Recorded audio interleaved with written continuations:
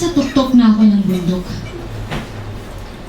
Pero hindi malamig ang hangin.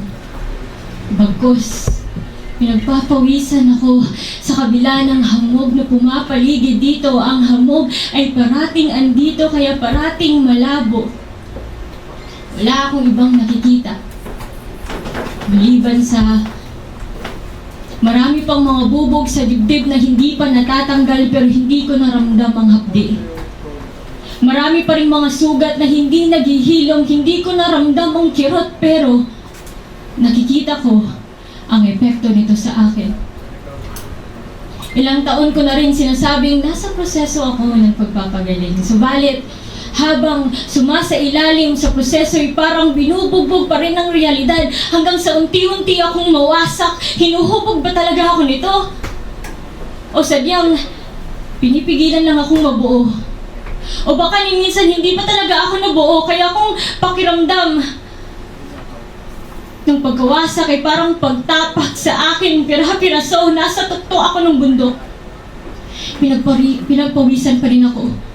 Sa pagkakataong ito, sikmura ay nag-iiba, tuhod ay nanginginig at para akong nahihilo. Hindi ko na mawari kung kasama pa ba ito sa pagsasanay o sa paghahanda sa kung ano pang hagupit ang darating sa buhay. Sinanay ako sa kalumbayan, kadalamhatian at hilahil at minsan hindi ako naging handa.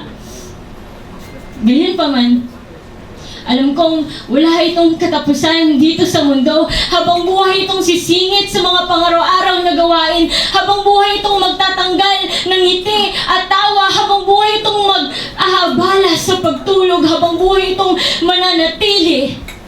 Hanggang sa ikaw na lang mismo ang gustong lumisan. Nasa tuktok ako ng bundok, pinagpapawisan pa rin ako. Sikmura ay nag-iiba, tuhod ay nanginginig at parang pa rin akong nahihilo. At sa pagkakataong ito, sumisikip na ang aking dibdib. Nasa tuktok ako ng bundok. At kung titingnan sa malayo, aakalain nilang nagtagumpay ako. Nasa tuktok ako ng bundok. Pero hindi malamig ang hangin, bagkus pinagpawisan ako sa kabila ng hamog na pumapaligid dito. Ang hamog ay parating andito kaya parating malabo, wala ako ibang nakikita. Buong pagkakataon pinagpapawisan ako, sikmuray nag-iiba, tuhod ay nanginginig, para akong nahihilat, naninikip na aking dibdib. Nasa tuktok ako ng bundok at kung titingnan sa malayo, aakalain nilang nagtatagumpay ako pagkat hindi ito ang bundok na inaakala nila. Hindi ito ang bundok na sa bawat pag-apak, papaakyat ay pahamak na kaakibat ang pagkatuto at kaginhawaan. Natututo ako habang balisa at naghihirap habang paakyat. Ako ay mas lalong bumibigat ang lahat at nang naparito na nga ako sa tuktok, hindi ako nalulugod. Bagkus, mas lalo akong nahirapan. Napabuntong hininga ako sa hinagpis. Gusto ko na lang mawala ang pagtitiis. Isang hapon, bigla kong naalala na may pag-ibig sa kabila ng mga pag-aalala. Nang bigla kong naalala ang pag-ibig, nawala na bigla ang mga hamog at biglang luminaw ang paligid at biglang napawi ang pawis at biglang napabuti ang sikmura. Kumalma ang mga tuhod, nawala ang hilo at gumaan ang dibdib. Napagtanto kong iba ang nagagawa ng pag-alala at ng pag-ibig at pag-alala sa pag-ibig. Nasa tuktok na ako.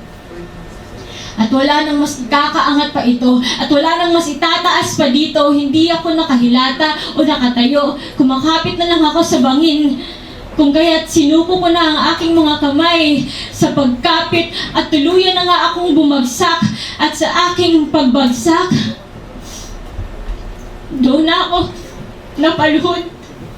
Naniniwala akong walang lunas na kayang gumangot sa napakaikling panahon. Kadalasan aabutin pa ng ilang buwan o taon pero naniniwala akong may lunas.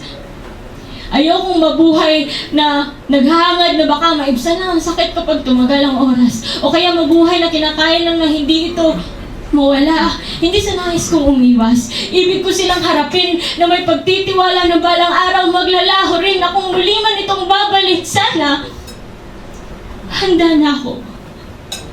Sa aking pagbagsak, napagtanto kong mas naging kalmado ako. May kaginhawaan sa kapatagan, kaya nanatili akong lumuhod. At tinawag ko muli ang ama na kalugod-lugod. Kinausap ko siya. At ang sabi ko sa kanya, Ama, alam ko, andun ka nung nasa tuktok ako. Alam ko, andun ka nung papakit pa lang ako. Alam ko, andun ka nung nahihirapan ako. Ano bang gusto mong mensahe na iparating sa akin? At sinabi ng ama sa akin, Anak, may kapanatagan sa kapatagan. Ilapag mo ang lahat ng iyong pinapasan pagkat hindi mo yan pasanin, anak. Magpahinga ka sa akin. Inalala ko ulit ang pag-ibig. At si pag-ibig, matagal ko na pala siyang kilala. Ngayon, kung may mga ngamusta man sa akin, ay ang isasagot ko, ito. Hindi pa nakakaahon, pero nakakausad. Maraming salamat.